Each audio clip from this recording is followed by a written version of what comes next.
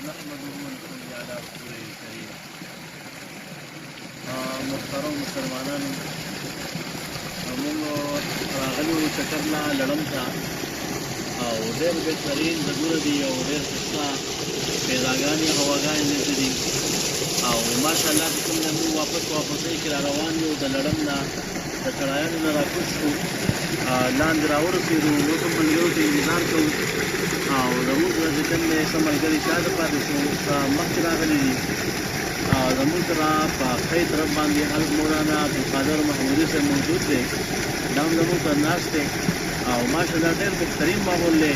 دویم چې تاسو دا ځای نه لیدلی او دلته چکر نه دی راغلی، د دې ځای دا خوندونه هم تاسو واخلئ چې ستاسو هغه ارمانونه پوره شي، بل هم ارمان پاتې نه شي. ډېر ښایسته ځای دی.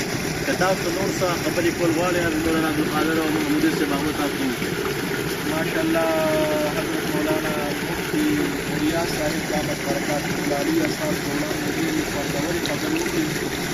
زه به صرف څومره ووایم چې موږ د مفتي صاحب ډېره انتهایي شکریه ادا کوو چې هغوی زموږ د ملګرو له ډېر یو بهترین طریقې سره چې هغه پروګرام یې انعقاد کړی او اول نه تر اخره پورې ډېر هغه ښایسته انداز سره وکړو.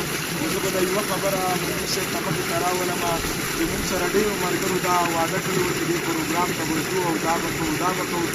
ډېر ملګري چې هغه زموږ نه پاتې شول، خو مفتي صاحب ماشاءالله د دې حوصله افزایي سلام پرې کوم چې دوی هغه چکر ختم نه کړو. ماشاءالله بهترین انداز سره چې په موږ باندې هغه چکر ولګوو او ډېر یو بهترینه بنده کې چې په موږ باندې شپه وکړله.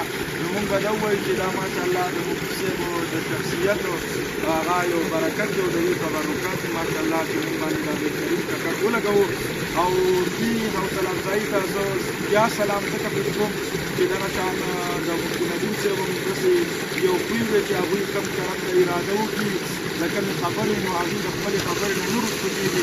نو دغه شان مفتي صاحب دامت برکاته العالی هم د چکر ډېر ښه ملګري زموږ سره و، موږ چې هغوی زموږ سره دی نور هم چکر مزه کړې وه.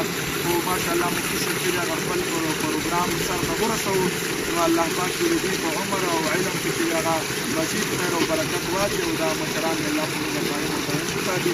السلام علیکم ورحمة الله.